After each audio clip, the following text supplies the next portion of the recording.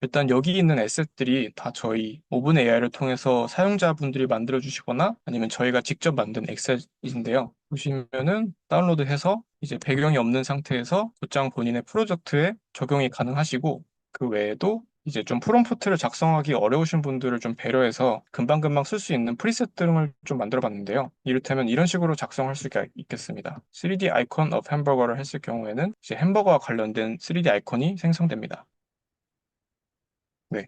이제 저희 서비스 같은 경우에는 아무래도 제가 직접 만든 학습 데이터를 학습하다 보니까 좀 색상이나 질감 표현에 있어서 다른 시중에 있는 달리나 아니면 챗 GPT보다 훨씬 우수한 성능을 가지고 있고요. 또한 달리를 사용했을 경우에는 이런 이미지들의 일관성이 전혀 없는데, 저희 오븐AI 같은 경우에는 스타일 간의 일관성이 있고 또 색상의 일관성도 있습니다. 또한 달리 같은 경우에는 이제 곧장 쓰기는 어려운 부분이 있는데, 저희 오븐AI 같은 경우에는 배경 제거 기능이 있어서 리무브 백그라운드를 눌렀을 때 배경이 제거된 PNG 상태로 받을 수 있습니다. 네, 배경이 제거된 모습이고요. 네, 그래서 오픈AI는 몇 가지 목표를 세웠는데요. 처음 개발 당시 서비스 목표는 이 세 가지였습니다. 먼저 실제로 사용 가능한 아이콘이어야 됐습니다. 제가 앞서 말씀드렸다시피 스톡 에셋은 이제 브랜딩과 거리가 멀거나 완성도가 너무 조약하기 때문에 현업에서 납득 가능하지 않은 퀄리티가 있었고요. 또 한 가지는 법적인 문제가 많아서 실제 이것을 출시했을 때 어떠한 상업적인 저해가 있을지 좀 리스크가 컸던 상황이었습니다. 또 한 가지는 10초 만에 생성해서 1초 만에 이용하자라는 어떤 프레이즈를 내걸었습니다. 왜냐하면 기존에 있는 달리나 이런 것들은 굉장히 생성하는데 오래 걸리고, 또한 이거를 후처리해서 이제 현업에서 쓸 수 있는 단계가 되었기 때문에 그런 포토샵이나 일러스트레이터 없이 곧장 오픈AI 안에서 다 해결 가능할 수 있도록 좀 목표를 설정했습니다. 마지막 목표는 이제 그냥 스톡 이미지가 아니라 자신의 브랜드에 적합한 아이콘들을 만들 수 있는 서비스를 좀 생성해보자라고 목표를 설정했습니다. 본인이 자신 있는 도메인 분야가 있고 그 도메인 분야의 어떤 자동화 노하우들을 AI에게 학습시키면은 성공적인 SaaS 프로젝트를 만들 수 있다고 생각했습니다. 저 같은 경우에는 이제 3D 에셋을 많이 만들었다고 할 수는 없지만 UX UI 디자인이나 아니면 사업을 하면서 굉장히 이런 3D 아이콘을 많이 구매하거나 제작해야 되는 일들이 많았어요. 그래서 제가 이미 보유하고 있던 3D 에셋도 굉장히 많았고, 또한 이런 것들을 어떤 상황에 잘 써야 될지를 알다 보니까 이러한 것들을 이제 AI를 통해서 자동화 해봤고, 또한 웹의 호스팅에서 마이크로사스로 만들어봤습니다. 네, 이런 앱은 AI를 이제 제작해야겠다고 마음먹은 계기는 대략 세 가지 정도가 있는데요. 먼저 개인적인 필요와 시장의 필요, 그리고 사스의 현실적인 구현 가능성을 검토해봤을 때였습니다. 사실 저는 이전에 IR 자료를 만들면서 이제 네이버에서 프로토타이핑을 하면서 혹은 마케팅 자료를 만들면서 모든 상황에 3D 아이콘이 굉장히 많이 쓰였지만 3D 아이콘을 직접 제작한다거나 아니면 사서 쓰는 것에 좀 부담이 된다고 생각이 들었습니다. 또한 시장의 필요도 이제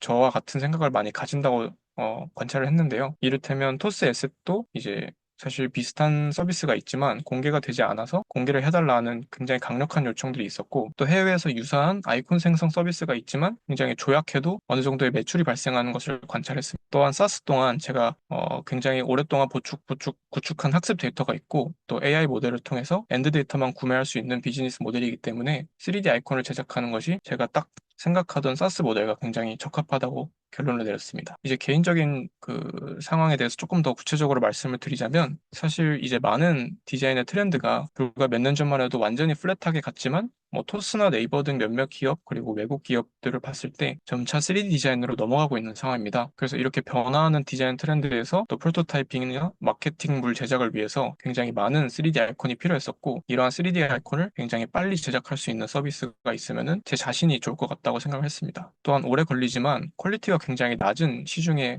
스톡 이미지들이 많았는데, 제가 직접 블렌더로 만들었을 때에는 너무 오랜 시간을 만들어야 되는 반면 퀄리티는 이제 현업에서 사용하기가 굉장히 아쉬운 퀄리티였습니다. 또한 이제 시중에 뭐 게티나 이런 데서 있는 스탁 3D 에셋은 조금 회사 브랜딩과 거리가 멀거나 가격이 너무 비싸거나 퀄리티가 마음에 안 든다는 그런 좀 아쉬운 상황이 있었죠. 네, 이런 상황에서 그래서 브랜드의 시각적 아이덴티티를 본인이 조금 이 기존 아이콘에 접목할 수 있도록 서비스 구조를 좀 개선을 해봤습니다. 방금 게 이제 사용자들을 대상으로 한 서비스 목표였다면요. 지금 거는 비즈니스 목표인데요. 사실은 비즈니스 목표는 굉장히 단순했습니다. 가장 빨리 검증을 해보고 가장 작게 그리고 가장 여러 번 시도를 해보자라는 목표가 있었는데요. 이제 디자인 퀄리티나 서비스 다양성을 검토하고자 한 달 만에 출시할 수 있는 거를 뭐 반년, 길게는 1년 동안 내부적으로만 끙끙 앓는 상황들이 굉장히 많은데요. 사실 그런 것보다는 PMF 검증을 좀 빨리 할 수 있는 것이 더 좋은 태도라고 봤습니다. 그렇기 때문에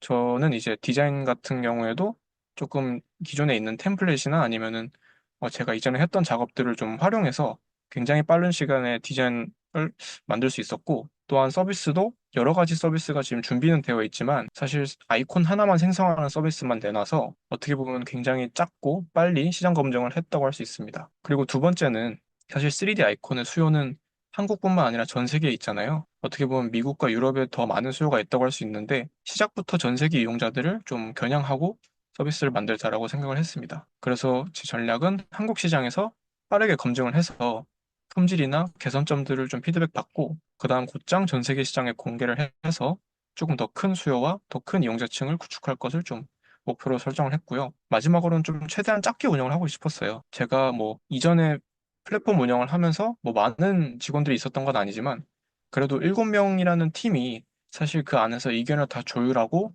의견을 주고받고 또한 이러한 의사결정 체계가 굉장히 복잡해졌었기 때문에 첫 번째 목표인 최대한 빨리 시장 검증을 하기 위해서는 저는 팀도 작게 유지를 할 수밖에 없었습니다. 제가 하지 못했던 것들은 다 이제 외주로 맡겼고요.